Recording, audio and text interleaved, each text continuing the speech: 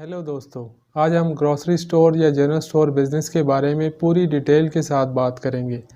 यानी आपको इन्वेस्टमेंट कितनी चाहिए, शॉप का साइज़, लोकेशन, शॉप की सेटिंग, माल की ख़रीदारी और सेल करना और प्रॉफिट मार्जिन कितना है, मार्केटिंग कैसे करें और वीडियो के एंड पर निहायत यूज़फुल टिप्स भी आपके साथ शेयर की जाएंगी ताकि आपको बिज़नेस में लॉस ना हो और आप अपने जनरल स्टोर या ग्रॉसरी स्टोर को प्रॉफिटेबल बना सकें। वीडियो को पूरा देखें ताकि आपको पूरी इन्फॉर्मेशन मिल सके।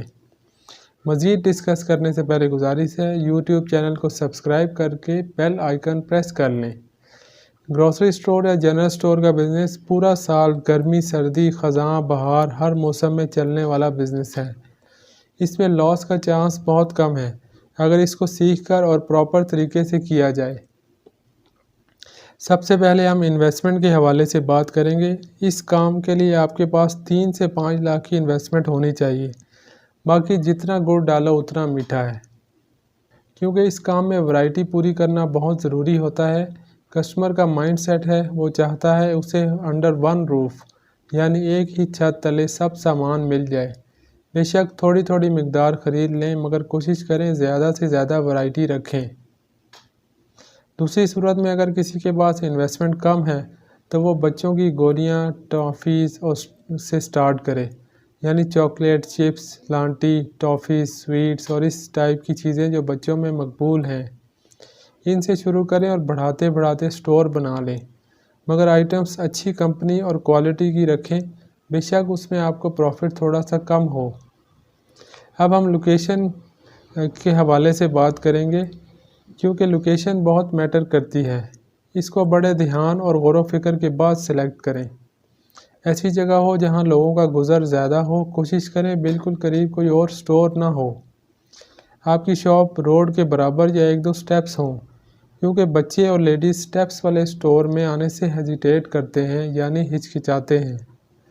लोकेशन के बाद अब हम बात करेंगे शॉप या दुकान की। शॉप का साइज़ आप अपने बजट के मुताबिक ख़ुद फ़ैसला करें। शॉप 10 बाय 10 फीट की भी हो सकती है और 10 बाय 20 फीट की भी।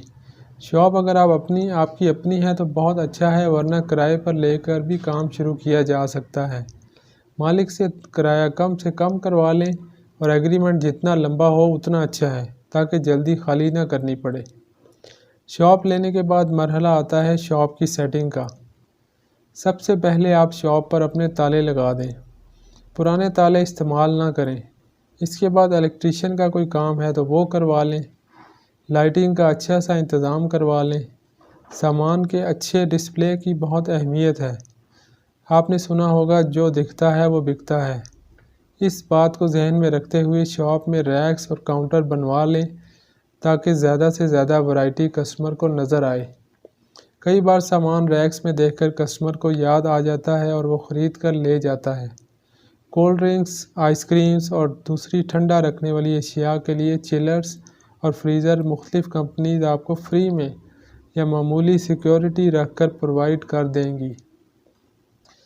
शॉप सेट करने के बाद नेक्स्ट मरहला आता है परचेजिंग ऑफ गुड्स, यानी माल ख़रीदना। इसके लिए आप किसी होलसेल मार्केट को विज़िट करें।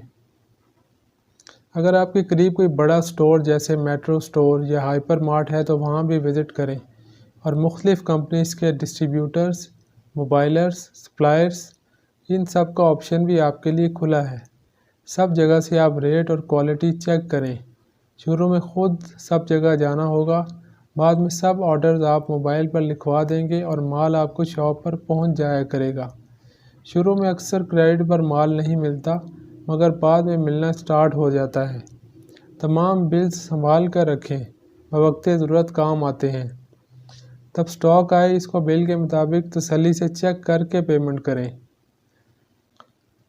जब नई शॉप हो तो नियर टू एक्सपायरी माल बिल्कुल ना ख़रीदें, क्योंकि न्यू बिज़नेस में माल लेट भी सेल हो सकता है। इसके अलावा जाली माल फ़रोख्त करने वाले सप्लायर्स से भी आपको बचना होगा।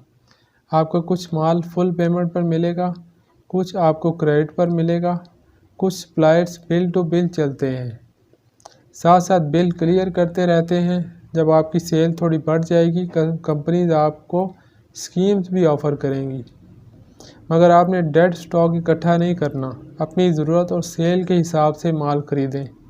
अब हम बात करेंगे इस बिज़नेस के प्रॉफिट मार्जिन के हवाले से। कुछ चीज़ों में प्रॉफिट मार्जिन ज़्यादा है, कुछ में कम, तो तकरीबन इस तरह 15 से 20% मुनाफा हो जाता है। मशहूर कंपनीज़ के माल में प्रॉफिट कम है और कम मशहूर और नॉन ब्रांडेड आइटम्स में प्रॉफिट ज़्यादा होता है। शॉप पर डेली यूज़ का सामान होता है, सेल ज़्यादा होती है, इसलिए अच्छा सिस्टम चल जाता है। जैसे जैसे स्टोर पर वैरायटी बढ़ती जाएगी, प्रॉफिट रेशियो बढ़ता जाएगा। मसलन ग्रॉसरी के साथ जनरल आइटम्स, कॉस्मेटिक्स, ब्रेड, अंडे, स्टेशनरी और मज़ीद ज़रूरियात ज़िंदगी भी रखते जाएंगे तो प्रॉफिट बढ़ता जाएगा। प्रॉफिट मार्जिन के बाद बात करते हैं ऑटोमेशन के हवाले से। जैसे ही आपका काम चल पड़े, आप एक कंप्यूटर, प्रिंटर और बिलिंग एंड इन्वेंट्री सॉफ्टवेयर ख़रीदें और ऑटोमेशन की तरफ आएँ। कस्टमर को कंप्यूटराइज्ड बिल बनाकर दें। इस तरह कस्टमर का ट्रस्ट बढ़ता है और आपको अपने स्टॉक के बारे में बर वक्त आगाही रहती है।